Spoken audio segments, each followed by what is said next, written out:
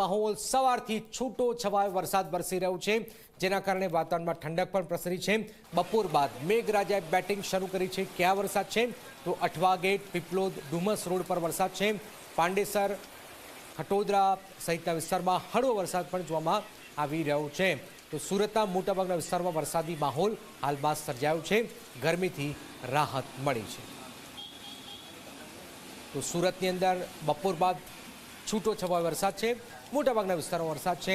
ક્યાં વરસાદ છે તો અઠવા ગેટ, પીપલોદ, ડુમસ રોડ પર વરસાદ છે। પાંડેસરા, ખટોદરા વિસ્તારમાં હળવો વરસાદ જોવામાં આવી રહ્યો છે। વાતાવરણમાં ઠંડક પણ પ્રસરી ગઈ છે। સુરત શહેરની સાથે સાથે ગ્રામીણ વિસ્તારોમાં પણ વરસાદની ખબર હાલમાં સામે આવી રહી છે। તો સુરતમાં લગભગ અત્ર તત્ર સર્વત્ર વરસાદી માહોલ હાલમાં સર્જાઈ રહ્યો છે। ચેતન જોડ્યા। ચેતન, ક્યાં ક્યાં કેટલો વરસાદ વરસ્યો છે?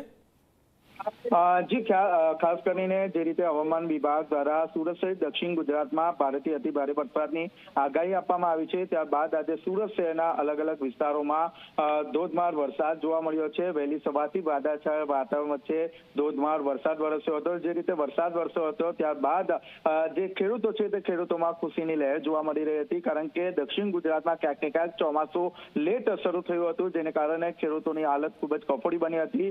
ડાંગર અને શેરડીનો જે ઉભો પાક છે તે વાવણી માટેનો તૈયાર થઈ ગયો હતો, પરંતુ પાણીના અભાવના કારણે જે ખેડૂત સમાજ છે તેમના દ્વારા સિંચાઈ વિભાગને પત્ર પણ લખવામાં આવ્યો હતો। અને જે રીતે આજે જે રીતે વરસાદ વરસી રહ્યો છે ત્યારબાદ ખેડૂતોમાં પણ ખુશી જોવા મળી રહી છે। બિલકુલ બિલકુલ, આભાર ચેતન। તો વરસાદી માહોલ આપ જોઈ રહ્યા છો, તમામ લોકોના ચહેરા પર આ ખુશી લઈને આ વરસાદ આવી રહ્યો છે। આગળ પહોંચે વલસાડ જિલ્લામાં